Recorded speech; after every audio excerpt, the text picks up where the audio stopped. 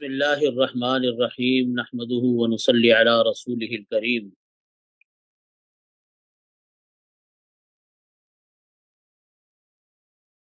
یہ اللہ رب العزت کا احسان ہے، اس کا کرم ہے کہ اللہ رب العزت نے ہم سب کو رمضان المبارک عطا فرمایا، اور رمضان المبارک میں اللہ رب العزت نے ہمیں قرآن پاک پڑھنے کی، قرآن پاک سننے کی ہمیں توفیق عطا فرمائی۔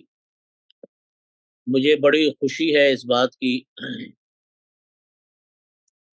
کہ آپ حضرات نے ماشاءاللہ مختلف محافل، مختلف مجالس آپ نے رکھی، جس کے اندر قرآن پاک کے حوالے سے گفتگو، درس کے حوالے سے بات چیت اس کے اندر ہوئی۔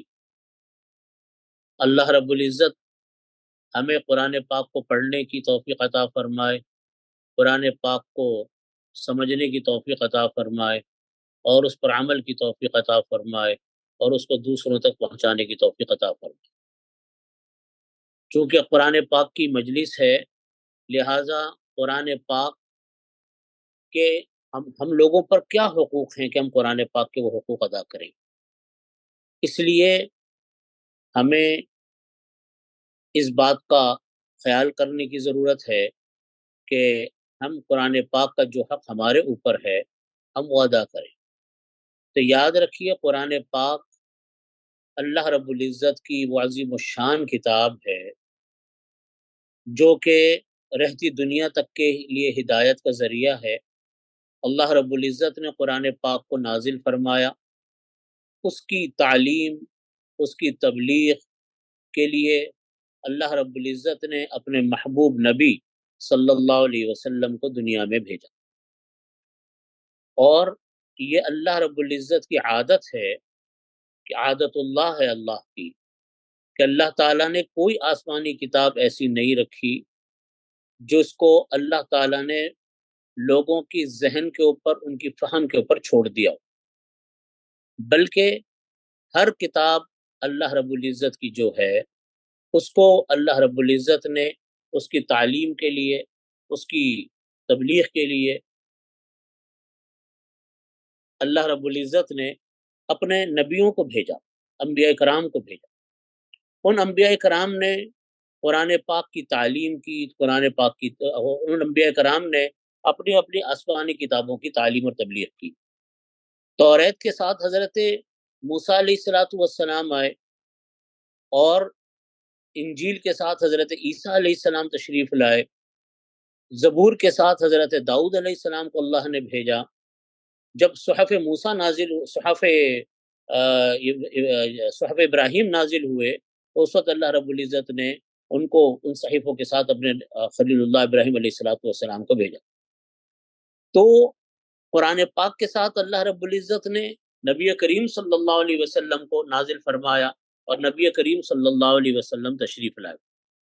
تمام آسمانی کتابیں جتنی بھی نازل ہوئیں سب رمضان المبارک میں آئیں، توریت بھی، انجیل بھی، زبور بھی، قرآن پاک بھی، اور ابراہیم علیہ السلام کے جو صحیفے ہیں وہ بھی، وہ اللہ رب العزت نے سب اللہ رب العزت نے رمضان المبارک میں بھیجے۔ تو کتاب اللہ، جتنی بھی اللہ کی کتابیں ہیں، جتنی بھی اللہ رب العزت نے اپنی کتابوں کو نازل فرمایا، ان سب کو اللہ رب العزت نے رمضان المبارک میں نازل فرمایا۔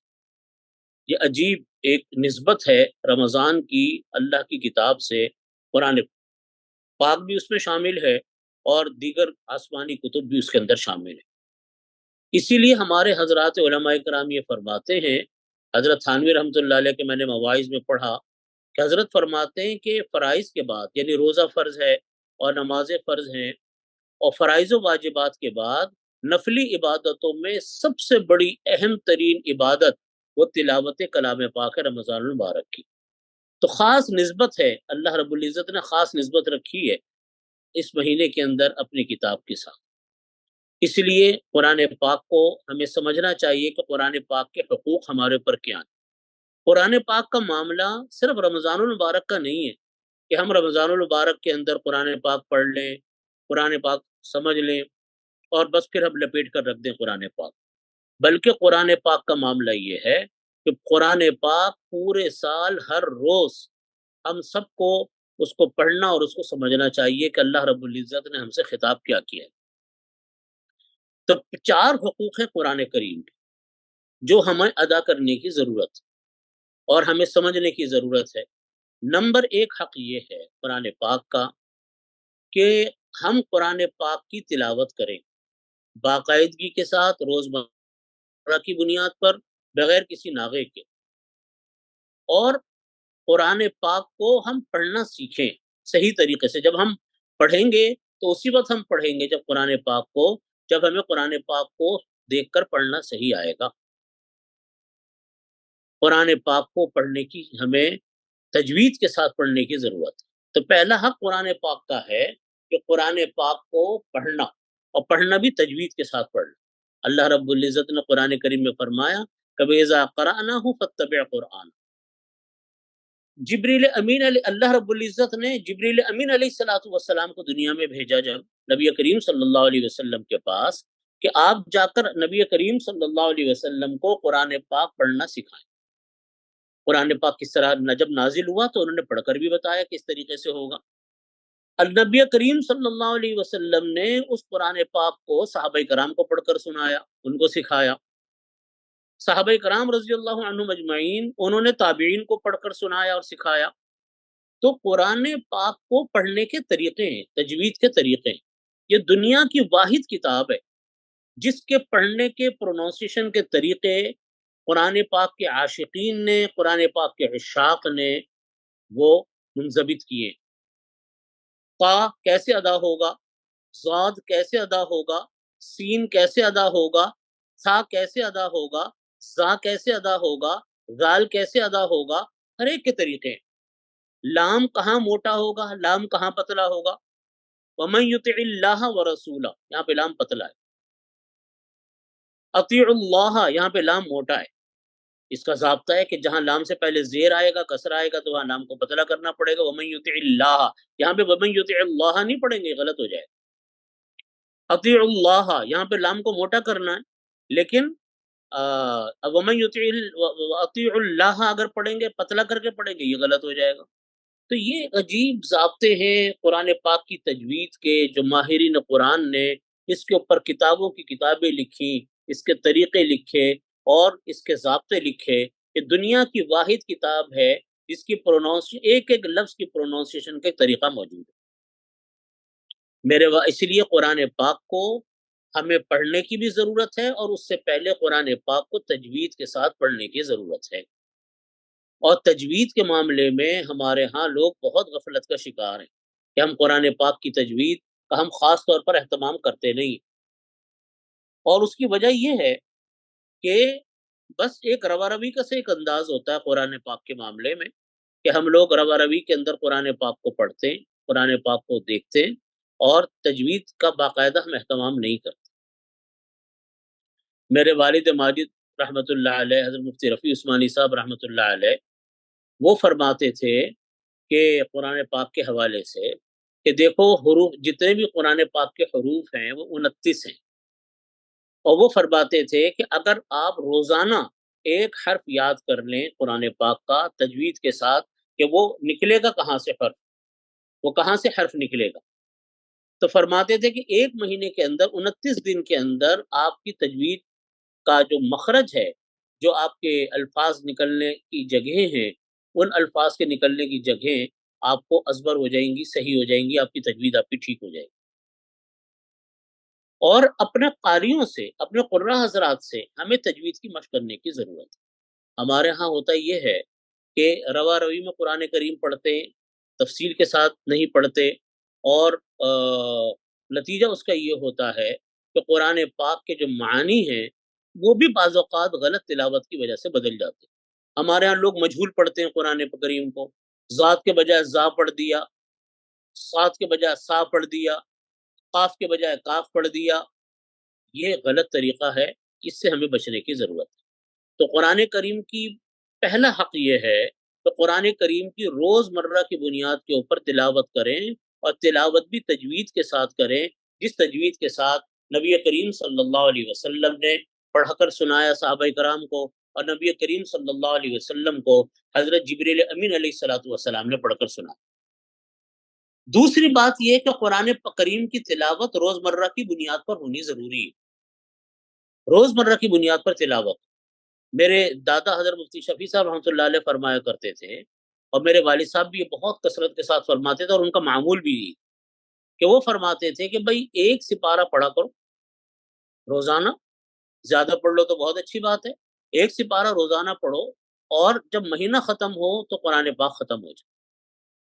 حضرت تھانوی رحمۃ اللہ علیہ کے ملفوظات میں پڑھا، حضرت تھانوی رحمۃ اللہ علیہ فرماتے کہ قرآن پاک کی جو منزلیں ہیں وہ اسی لیے منزلیں مقرر کی گئی کہ تاکہ ایک ہفتے میں قرآن کریم ختم ہو جائے، ایک ہفتے میں قرآن کریم پورا ہو جائے۔ یہ منزلیں اس لیے مقرر کی گئی تھی، 7 منزلیں۔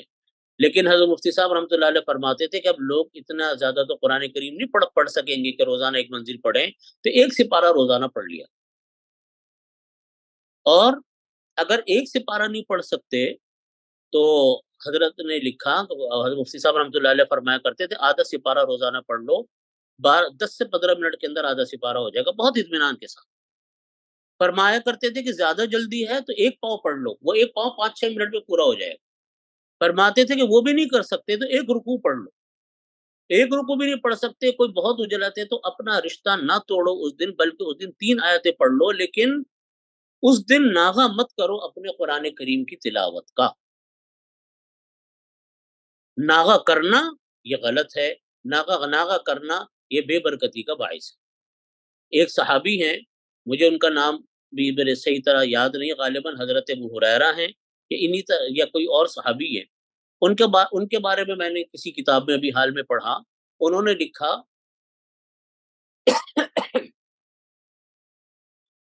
انہوں نے لکھا کہ مجھ کو حیا آتی ہے، شرم آتی ہے اگر میں کسی دن قرآن کریم کو کھول کر نہ پڑھوں، مجھے حیا آتی ہے اللہ تعالیٰ سے کہ اللہ تعالیٰ کیا فرمائیں گے کہ میں نے آج قرآن کریم کھولا بھی نہیں۔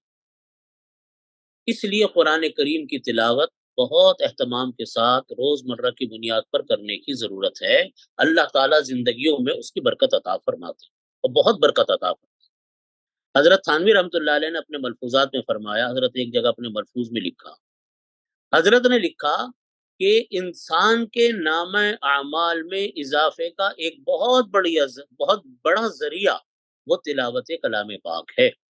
اور حضرت ثانوی رحمۃ اللہ علیہ فرماتے کہ میرے پاس اس کی دلیل یہ ہے کہ ایک حرف پڑھنے پر حدیث شریف میں فرمایا نبی علیہ الصلوۃ والسلام نے کہ اللہ تعالیٰ 10 نیکیاں عطا فرماتے ہیں۔ تو فرمایا کہ الف لام میم اگر کسی نے پڑھا تو 30 نیکیاں مل گئی۔ جب آدمی 1 رکوع 2 رکوع 3 رکوع پڑھتا ہے تو اگر کوئی آدمی اس کو کاؤنٹ کرے تو وہ گنتی نہیں کر سکتا، حساب نہیں لگا سکتا کہ کتنا بڑا ثواب اللہ تعالیٰ نے اس کے نام اعمال میں ڈال دیا، اس کے نام اعمال میں لکھ دیا، کیونکہ ایک حرف پڑھنے پر 30 نیکیاں ہیں۔ تو جب ہم اپنے معمول کی تلاوت سے فارغ ہوں تو بہت بڑا حصہ ثواب کا، اجر و ثواب کا، وہ ہمارے نام اعمال میں آ جاتا ہے۔ اس لیے ہمیں اس بات کی طرف بہت توجہ کرنے کی ضرورت ہے کہ ہمارا کوئی دن قرآن پاک کی تلاوت سے خالی نہ جائے۔ اور حضرت تھانوی رحمۃ اللہ نے ایک عجیب ایک مثال دے کر اس کو فرمایا تلاوت کلام پاک کے حوالے سے۔ حضرت تھانوی رحمۃ اللہ نے فرمایا کہ دیکھو نام اعمال میں اضافے کا بہت بڑا ذریعہ تلاوت کلام پاک، اور فرمایا کہ اگر کوئی انسان کسی دن تلاوت نہ کرے تو وہ بہت اس دن کے لحاظ سے بہت بڑی محرومی کا ذریعہ ہے نام اعمال کے لیے، کہ اس دن میں اتنا بڑا ثواب اس کے نام اعمال میں آنا تھا لیکن وہ نہیں آیا۔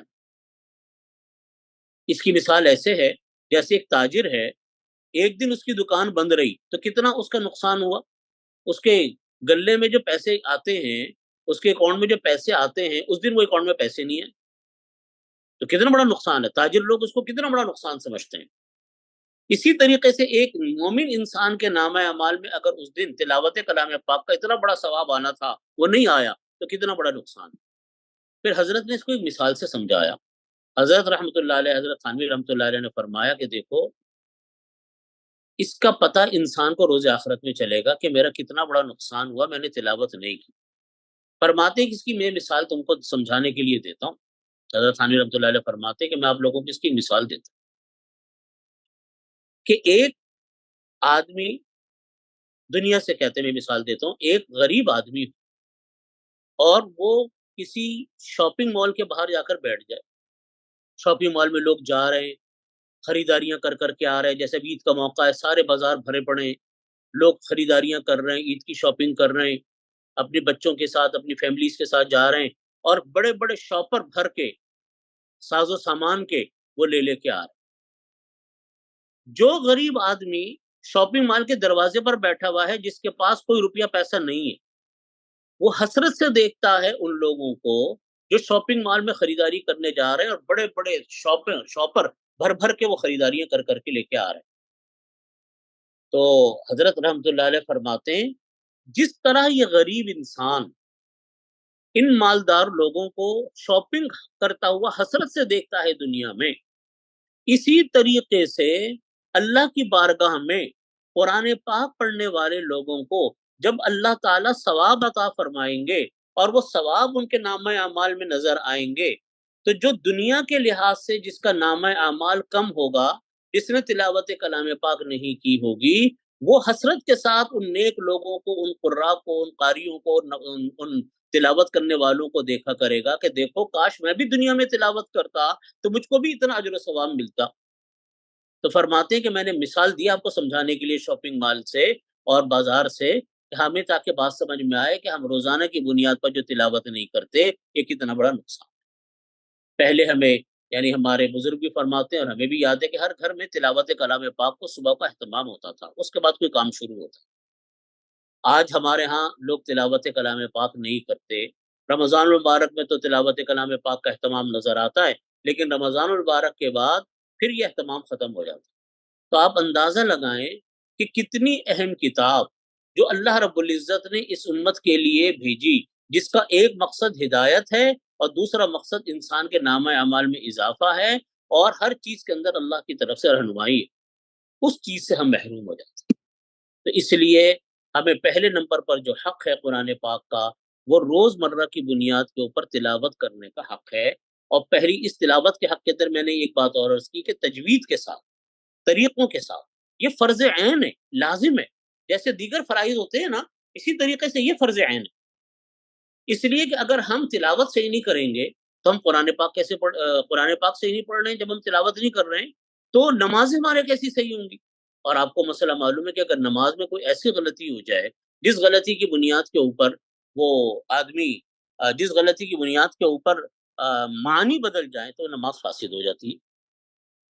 تو جب نماز اس کی فاسد ہو رہی ہے تو اس کا مطلب یہ ہوا کہ نماز تجوید سے قرآن کریم نہ سیکھنا، مجہول طریقے سے پڑھنا، غلط پڑھنا، حروف کی ادائیگی کی پرواہ کیے بغیر پڑھنا، کہاں پہ مد ہوگا، کہاں پہ غنہ ہوگا، کہاں کون سا تجوید کا قاعدہ اور ضابطہ لاگو ہوگا، اس کے بغیر پڑھنا یہ ٹھیک نہیں ہے.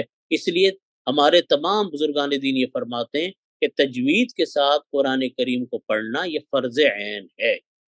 یہ مشورہ نہیں ہے، یہ کوئی ایڈوائز نہیں ہے، بلکہ یہ باقاعدہ اسی طرح فرض ہے جیسا اور چیزیں اسلام کے اندر فرض ہیں. اس لیے کہ قرآن کریم بنیاد ہے نماز کی، تلاوت کلام پاک بنیاد ہے. اس لیے اس کا ہمیں بہت اہتمام کرنا چاہیے، اپنے بچوں کو بھی، اپنی بچیوں کو بھی، خود بھی گھر والے قرآن پاک کو بہت تجوید کے ساتھ پڑھیں، اس کا اہتمام کریں اور روز مرہ کی بنیاد کے پر تلاوت کریں. دوسرا حق قرآن کریم کا ہے، قرآن کریم کا دوسرا حق ہے کہ قرآن کریم کے معنی کو سیکھنا، قرآن کریم کے مطالب کو سیکھنا. اور یہی اصل مقصد ہے. قرآن کریم صرف تلاوت کے لیے نہیں آیا کہ اللہ تعالیٰ نے ہمیں برکت کے لیے دیا کہ آپ صرف تلاوت کیا کرو، بلکہ قرآن کریم تو در حقیقت ان کے اندر جو اللہ تعالیٰ نے معانی رکھے، مطالب رکھے، احکامات بیان فرمائے، پچھلی قوموں کے تذکرے اللہ تعالیٰ نے فرمائے، ان کے اوپر عذاب کے قوم ثمود کا واقعہ، اور جناب قوم عاد کے واقعات، قوم لوط کے واقعات، قوم شعیب کے واقعات، ان کے واقعات کو اللہ تعالیٰ نے بتایا عبرت کے لیے.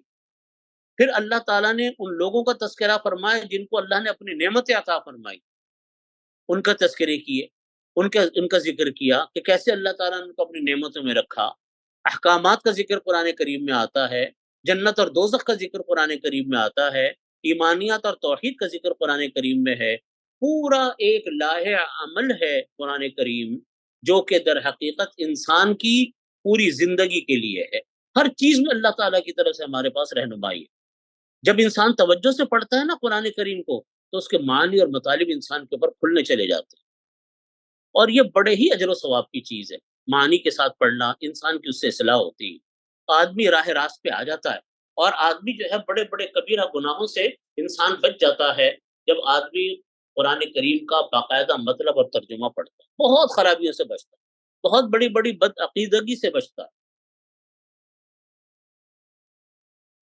اس لیے قرآن کریم کے معنی کو سیکھنا، قرآن کریم کے مطالب کو سیکھنا، یہ لازم ہے، ضروری ہے۔ دیکھو قرآن کریم یہ ہماری صرف یہ نہیں ہے کہ ہمیں قرآن کریم کو بس مطلب سیکھنا، مطلب یہ ہے کہ قرآن کریم کے معنی کو سیکھنے کا مطلب یہ ہے کہ یہ قرآن کریم ہماری عدالتوں کی کتاب ہے، یہ قرآن کریم ہماری اسمبلیوں کی کتاب ہے، یہ قرآن کریم ہمارے بازاروں کی کتاب ہے، یہ قرآن کریم ہماری مارکیٹوں کی کتاب ہے، یہ قرآن کریم ہمارے گھروں کی کتاب ہے، یہ قرآن کریم ہماری ہر مشکل کا حل ہے، ہر چیز کا حل قرآن کریم میں ہے، کوئی چیز قرآن کریم سے باہر نہیں ہے۔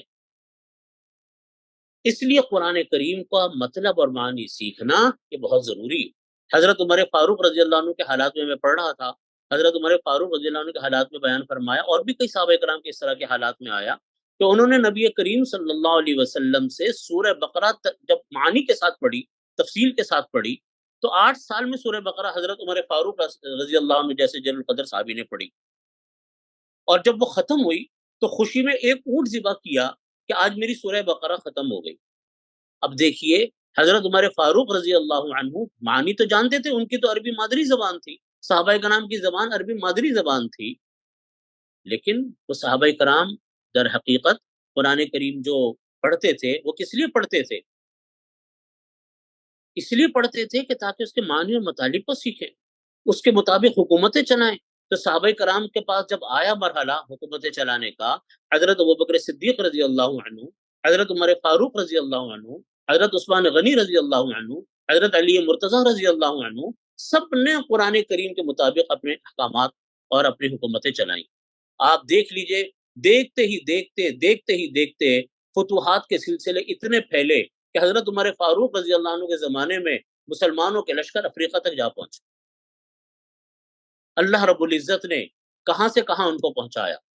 کسی مورخ نے یہ جملہ لکھا تھا اپنی کتاب میں کہ یہ وہ صحابہ کرام اور نبی کریم صلی اللہ علیہ وسلم، یہ وہ جماعت ہے، جب مکہ مکرمہ سے نکلے تھے ہجرت کرتے ہوئے تو اونٹوں کی لگامیں اور مہاریں ان کے ہاتھوں میں تھی، اور بے سر و سامانی کی حالت میں مکہ مکرمہ سے نکلے، لیکن دیکھتے ہی دیکھتے قوموں کی اور حکومتوں کی باغ ڈورے اور مہارے ان کے ہاتھوں میں آ گئے، صرف قرآن کی وجہ سے۔ تو قرآن کو نافذ کیا اپنی زندگیوں میں، اپنی عدالتوں میں، اپنی حکومت میں، اپنے بازاروں میں، ہر زندگی کے ہر شعبے میں قرآن کے مطابق فیصلہ، کہ قرآن اتنی بڑی چیز ہے، یہ قرآن اتنی عظیم و شان چیز ہے کہ ہر چیز کے اندر اللہ رب العزت نے ہمیں رہنمائی قرآن پاک کے اندر دی ہے، اور یہ قرآن کریم جو ہے در حقیقت انسان کے نام اعمال میں اضافے کا ایک بہت بڑا ذریعہ ہے، قرآن پاک کو سیکھنا۔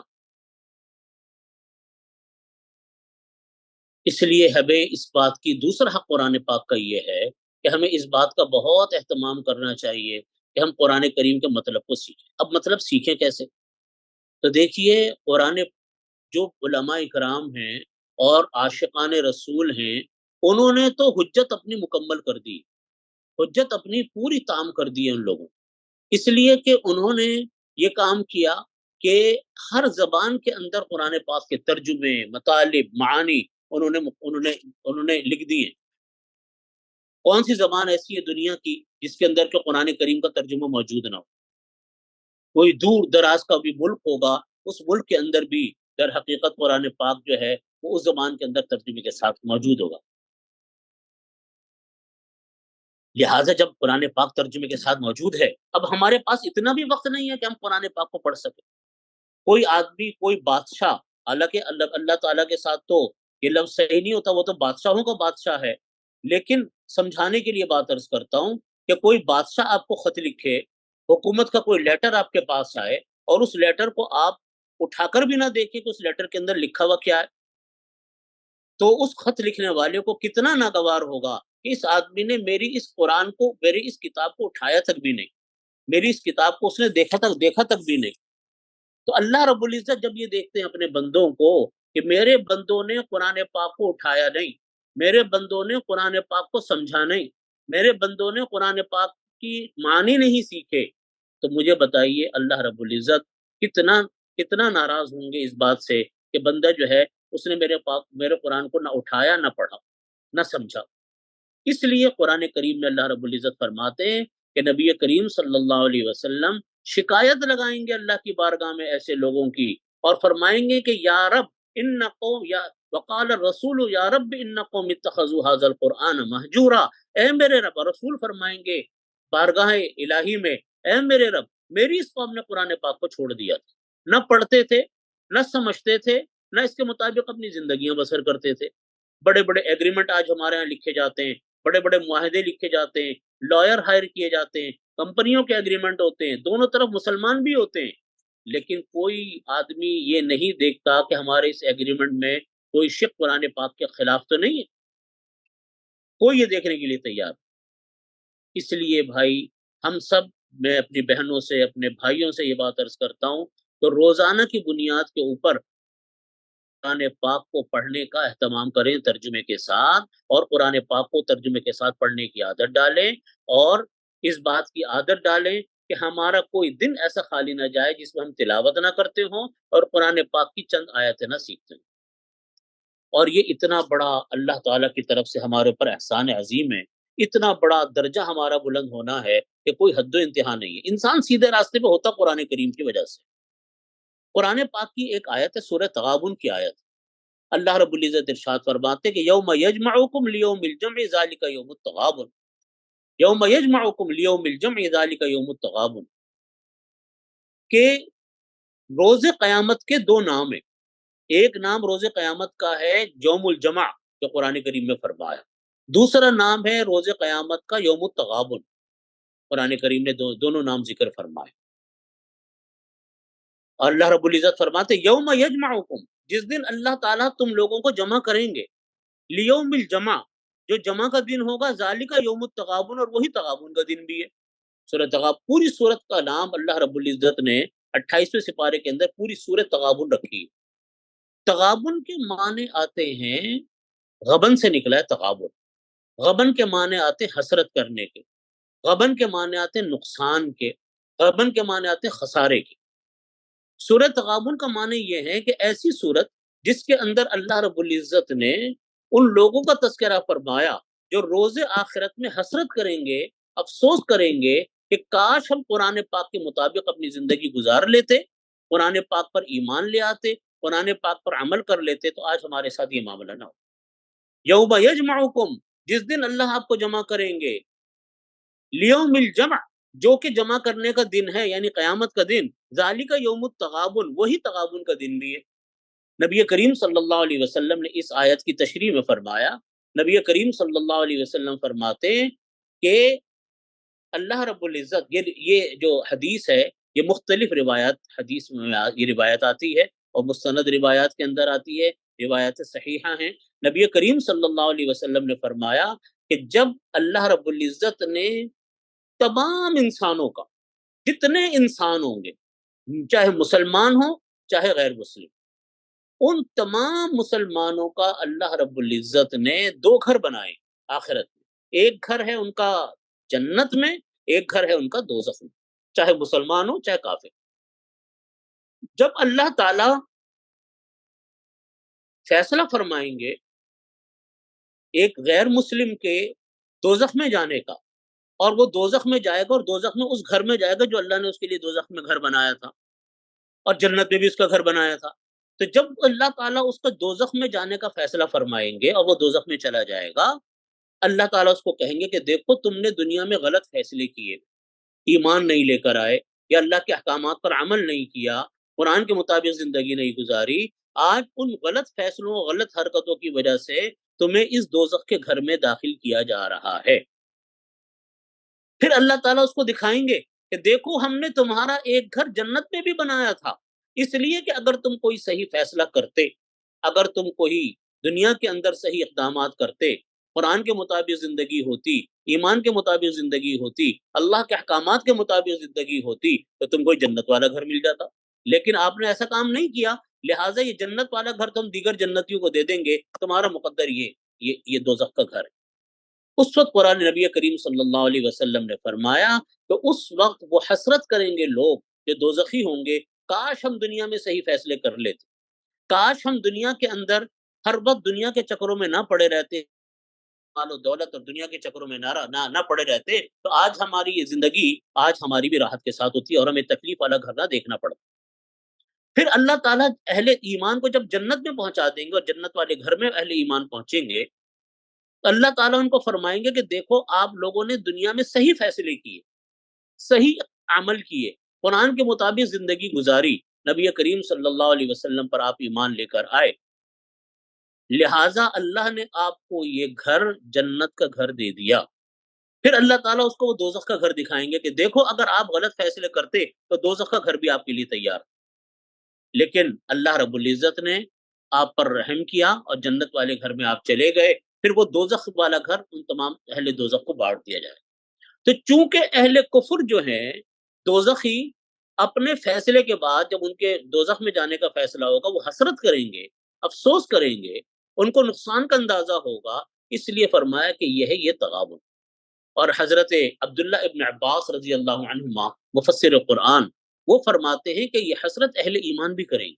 یہ ہے سمجھنے کی بات، اہل ایمان بھی حسرت کریں گے۔ اہل ایمان کی حسرت اس طرح ہوگی، وہ کہیں گے کہ کاش میں قرآن کے مطابق زیادہ زندگی بسر کرتا، میں مزید نیکیاں کر لیتا، مزید اعمال صالحہ کر لیتا، تو اللہ تعالیٰ مجھ کو اس سے اوپر والا درجہ دے دیتے، مجھ کو جنت میں اور نوازا جاتا۔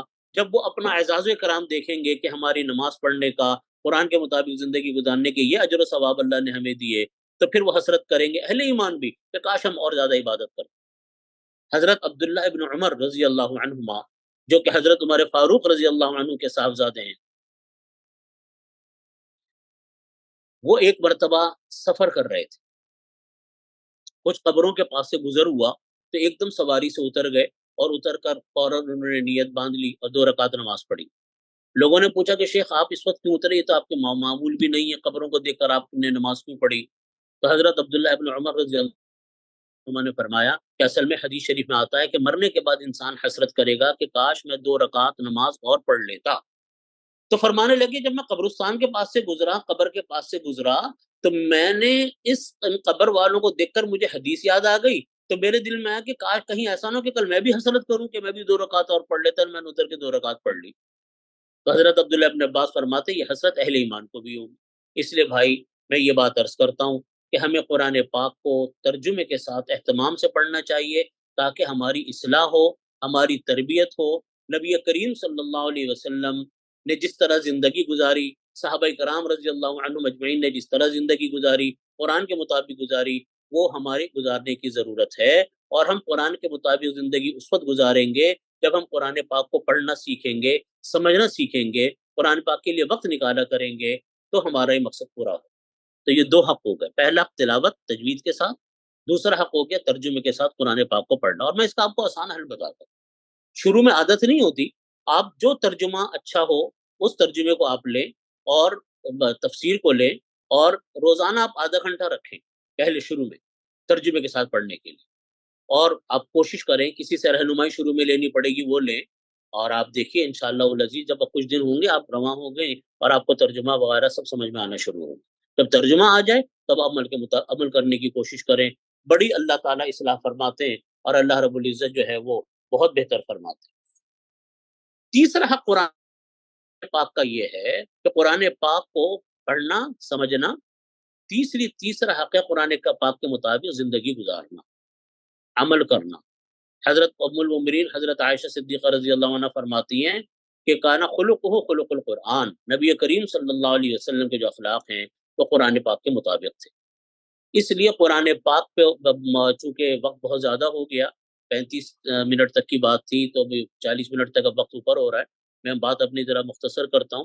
تو تیسرے نمبر کے اوپر ہے کہ قرآن پاک کے مطابق عمل کرنا۔ عمل کرنے کا کیا مطلب ہے کہ دیکھیں قرآن پاک میں اللہ رب العزت نے کچھ آیات بیان فرمائی ایمانیات کی، کچھ آیات بیان فرمائیں عبرتوں کی کہ پچھلی قوموں کے اوپر کیسے کیسے عذاب آیا تاکہ ہم لوگ اس سے عبرت حاصل کریں. کچھ لوگوں کا ذکر آیا جن کے اوپر اللہ کی نعمتیں نازل اللہ رب العزت نے فرمائی. کچھ چیزیں اس کے اندر احکامات کی ہیں. تو جب ہم پڑھنا شروع کرتے ہیں قرآن پاک کو ترجمے کے ساتھ تو ہمیں اپنی چیزیں نظر آنی شروع ہوتی ہے کہ ہم اس کے مطابق زندگی گزاریں. اس لیے تیسرے نمبر پر اہم اور بنیادی چیز ہے وہ قرآن پاک کے مطابق عمل کرنا، اپنی زندگیوں کو قرآن پاک کے مطابق ڈھالنا. اور نبی کریم صلی اللہ علیہ وسلم کی جو احادیث مبارکہ ہیں، نبی کریم صلی اللہ علیہ وسلم کی احادیث در حقیقت قرآن پاک کی تشریح ہے. یہ تشریح ہے قرآن پاک. تو جب ہم حدیث پڑھتے ہیں تو حدیث کا ثواب بھی ملتا ہے، قرآن پاک کی بھی وہ تشریح ہو رہی ہوتی ہے. قرآن کریم میں اللہ رب العزت نے فرمایا وَمَا يَنطِقُ عَنِ الْهَوَىٰ إِنْ هُوَ إِلَّا وَحْيٌ يُوحَىٰ کہ نبی کریم صلی اللہ علیہ وسلم جو بات فرماتے ہیں وہ وحی کے مطابق کرتے ہیں. نماز قرآن کریم میں آتا ہے اقیم الصلاۃ، نماز پڑھو. اب نماز پڑھیں کیسے، طریقے کیا ہوں گے، کہ ہمیں حدیث سے پتہ چلتا ہے. تو قرآن پاک کے مطابق زندگی گزارنا، عمل کرنا، یہ ہے بنیادی چیز جس کی ہمیں دعا بھی کرنی چاہیے اللہ رب العزت سے، اور کوشش بھی کرنی چاہیے کہ قرآن اور حدیث کے مطابق ہماری زندگی گزرے. تیسرے نمبر پر ہے وہ ہے قرآن پاک کو دوسروں تک پہنچانا، اس کے احکامات دوسروں کو بتانا، قرآن کریم کا ترجمہ دوسروں کو بتانا، قرآن کریم کی تشریح دوسروں کو بتانا. دیکھو صحابہ نبی کریم صلی اللہ علیہ وسلم نے قرآن پاک صحابہ کرام کو پڑھایا، سمجھایا، اس کی تعلیم دی. صحابہ کرام رضی اللہ عنہم اجمعین نے تابعین کو پڑھایا اور سکھایا، تابعین نے تبع تابعین کو پڑھایا اور سکھایا. آج اگر ہم اور آپ قرآن پاک کو پڑھنے کے قابل ہیں، قرآن پاک کو سمجھنے کے قابل ہیں، اور ہمیں دو باتیں کچھ معلوم ہیں، تو یہ ہم سے پہلے لوگوں کی محنت ہے کہ انہوں نے وہ قرآن کریم ہم تک پہنچایا. اب ہمارا فرض بنتا ہے کہ ہم اپنی اگلی نسل کو ہم قرآن کریم پہنچائیں. اگر ہر آدمی یہ سوچتا رہے کہ جی میں نے تو بس دنیا کمانی ہے، میں نے تو دنیا کے اندر دھندے کرنے، اور قرآن کریم کے ہمیں توجہ نہیں ہے، تو ہماری اگلی نسل قرآن کریم سے کیسے روشناس ہوگی. خاص طور پہ وہ میرے بہن بھائی، وہ فیملیز جو ملک سے باہر رہتے ہیں، پاکستان سے باہر رہتے ہیں، اور وہ غیر مسلم ملکوں کے اندر ہیں جہاں ان کی تعلیمی ادارے کم ہیں، تو وہاں تو ہمارا اور فرض بنتا ہے کہ ہم قرآن پاک کو کسی دوسروں تک پہنچائیں. ہمارا کوئی بچہ، ہمارے گھر کا کوئی فرد ایسا نہ ہو جس کو قرآن کریم صحیح طریقے سے پڑھنا نہ آئے. دیکھو قرآن کریم صحیح پڑھنا نہیں آئے گا نا، نمازیں خراب ہوگی. نماز خراب ہوگی تو آپ سمجھ لیجیے ایمان کے بعد اہم ترین فریضہ کون سا ہے، نماز کا. تو ہمارے پاس بچا کیا، باقی کیا بچا. پھر معنی ہمارے گھر میں ہمیں آنا چاہیے، ہر گھر میں ترجمہ ہو، تفسیر ہو، ہمیں معنی اس کے معلوم ہونے چاہیے قرآن کریم کے. یہ ہمارا تو یہ کل 4 حقوق میں نے آپ کے سامنے بیان کیے. پہلا حق قرآن کریم کو پڑھنا تجوید کے ساتھ. دوسرا حق ہے قرآن کریم کو معنی کو سیکھنا، قرآن کریم کے مطالب کو سیکھنا، اور اس کے اصل کام یہی ہے کہ ہم اس کے پہلے معنی کو سیکھیں، مطلب کو سیکھیں، تفسیر کو سیکھیں. قرآن ختم کرنے کی چیز، ہم کہتے ہیں قرآن ختم کر دیا، قرآن ختم کرنے کی چیز نہیں ہے. قرآن میں زندگیاں ختم ہوتی ہیں، قرآن میں زندگیاں کھپتی ہیں. تو دوسرا ہے قرآن کریم کا معنی اور مطالب کو سیکھنا.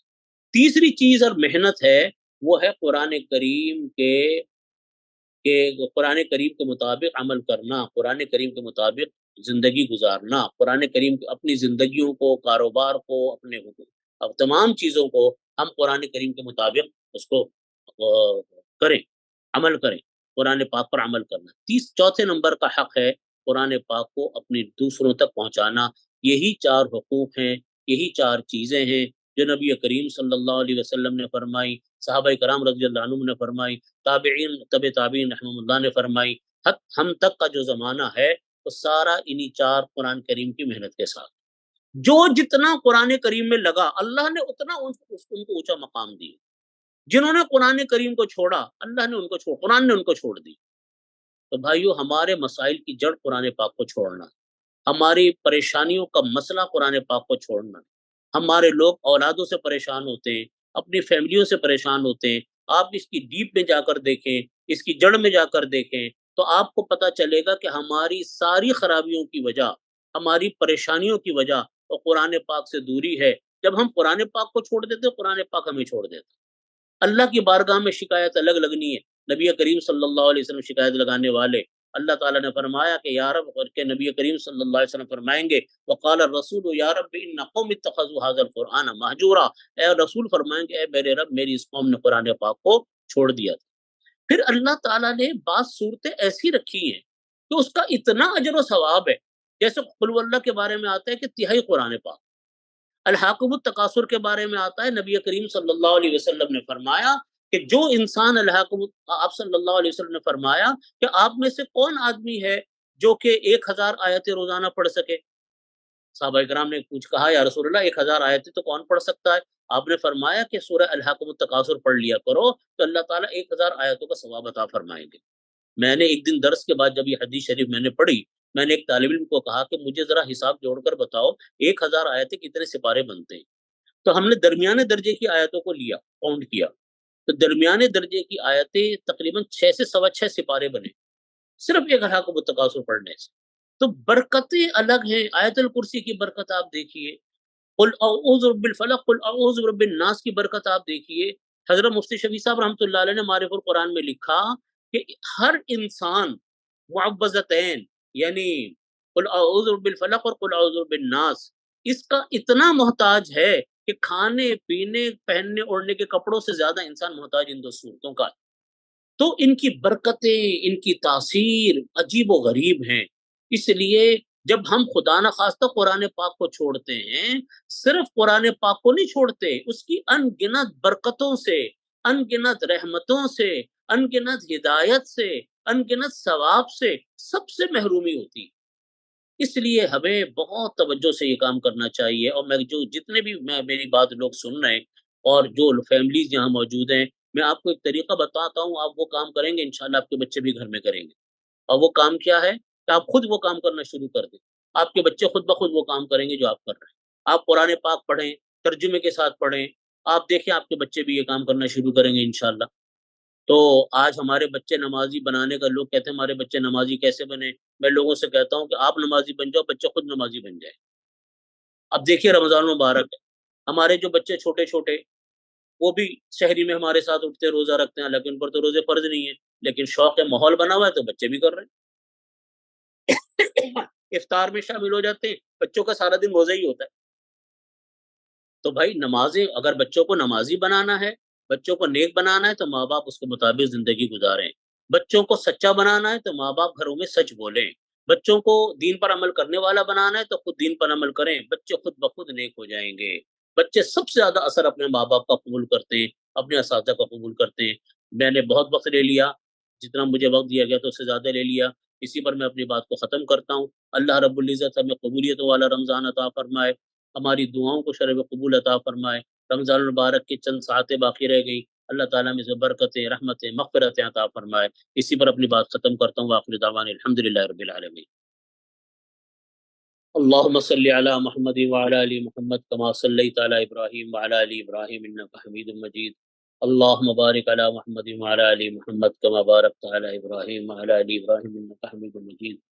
ربنا ظلمنا انفسنا وان لم تغفر لنا وترحمنا لنكونن من الخاسرين۔ ربنا هب لنا من ازواجنا وذرياتنا قرة اعين واجعلنا للمتقين اماما۔ ربنا آتنا في الدنيا حسنة وفي الآخرة حسنة وقنا عذاب النار۔ ربنا لا تزغ قلوبنا بعد إذ هديتنا وهب لنا من لدنك رحمة إنك أنت الوهاب۔ يا حي يا قيوم برحمتك أستغيث أصلح لنا شأننا كله ولا تكلنا إلى أنفسنا طرفة عين۔ اللهم إنا نسألك تمام العافية ونسألك دوام العافية ونسألك الشكر على العافية ونسألك الغنى عن الناس۔ اللهم إنا نسألك عزائم مغفرتك ومنجيات أمرك والسلامة من كل إثم والغنيمة من كل بر والفوز بالجنة والنجاة من النار۔ اللهم لا تدع لنا ذنبا إلا غفرته ولا هما إلا فرجته ولا دينا إلا قضيته ولا حاجة من حوائج الدنيا والآخرة إلا قضيتها يا أرحم الراحمين۔ اللهم لا تجعل الدنيا أكبر همنا ولا مبلغ علمنا ولا غاية رغبتنا ولا تسلط علينا من لا يرحمنا۔ اللهم زدنا ولا تنقصنا وأكرمنا ولا تهنا وأعطنا ولا تحرمنا وآثرنا ولا تؤثر علينا وارضنا وارض عنا اللهم حبب الينا الايمان وزينه في قلوبنا وكره الينا الكفر والفسوق والعصيان واجعلنا من الراشدين۔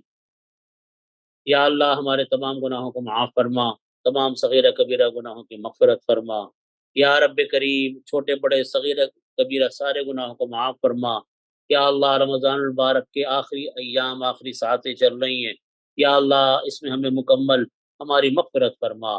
پورے رمضان میں جو ہم نے روزے رکھے، تراویحیں پڑھی، تلاوت کی اور بہت سارے کار خیر انجام دیے، یا اللہ اس کے مطابق ہمیں زندگی، یا اللہ ان سب کو ہمارے قبول فرما، اور ان سب چیزوں کو یا اللہ اپنی بارگاہ میں شرف قبول عطا فرما۔ یا اللہ عشرہ رحمت کی ساری رحمت عطا فرما، یا اللہ عشرہ مغفرت کی ساری مغفرت عطا فرما۔ یا اللہ دوزخ سے خلاصی کا عشرہ ہے، آخری عشرہ، یا اللہ ہم سب کو دوزخ سے خلاصی نصیب فرما۔ یا اللہ ہم سب کو دوزخ سے خلاصی نصیب فرما۔ یا رب ذوالجلال والاکرام، یا رب کریم، یا رب ذوالجلال والاکرام، ہمیں ان لوگوں میں شامل فرما جن کی آپ نے رمضان المبارک میں مغفرت فرما دی ہو۔ یا اللہ ہمیں ان لوگوں میں شامل نہ فرما جن کی ان دنوں میں آپ نے مغفرت نہیں فرمائی۔ یا اللہ ہمیں مغفور لہم لوگوں میں شامل فرما۔ یا اللہ ہماری کامل مغفرت فرما، ہمارے دعاؤں کو شرف قبول عطا فرما۔ یا اللہ ہمارے گھروں میں برکت عطا فرما۔ یا اللہ ہمارے گھروں میں چین اور سکون پیدا فرما۔ یا اللہ ہمارے گھروں میں محبت پیدا فرما، خوشیاں پیدا فرما۔ ہر قسم کے لڑائی جھگڑوں سے ہماری حفاظت فرما۔ یا اللہ ہر قسم کی ناچاقی سے حفاظت فرما۔ یا اللہ، یا رب کریم، یا رب کریم ہمارے گھروں میں ہر طرح کی عافیت اور خوشیاں عطا فرما۔ یا رب کریم، یا اللہ جتنے بھی بیمار ہیں، یا اللہ ان سب کو شفائے کامل عاجل مستمر دائم نصیب فرما۔ یا رب کریم، یا رب ذوالجلال والاکرام جتنے ہمارے لڑکے لڑکیاں شادی کے قابل ہیں اور ان کو یا اللہ رشتوں کی ضرورت ہے، یا اللہ دونوں کو ان کے مناسب حال رشتے عطا فرما۔ یا اللہ ان کو مناسب حال رشتے عطا فرما۔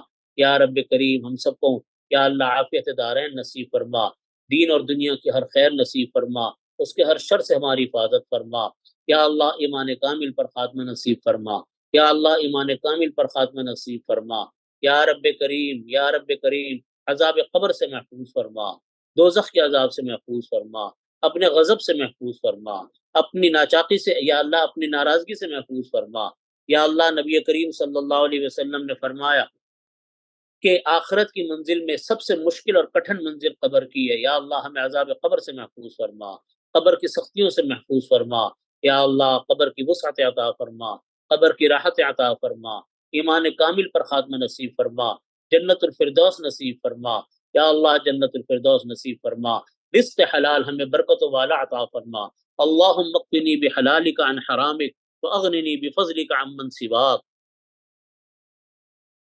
یا اللہ نبی کریم صلی اللہ علیہ وسلم نے ہمیں دعا سکھلائی کہ اے میرے رب ہمیں رزق حلال کافی فرما دیجئے رزق حلال کے مقابلے میں، اور اپنے علاوہ ہر ایک سے ہم کو بے نیاز فرما دے۔ یا اللہ ہمیں برکت والا حلال رزق عطا فرما۔ یا اللہ وسعت والا رزق حلال عطا فرما۔ یا اللہ سود سے محفوظ فرما۔ یا اللہ رشوتوں سے محفوظ فرما۔ ہر قسم کے حرام اور مشکوک مال سے ہمیں، ہمارے بچوں کو محفوظ فرما، ہمارے خاندانوں کو محفوظ فرما۔ یا اللہ برکت والا حلال رزق عطا فرما۔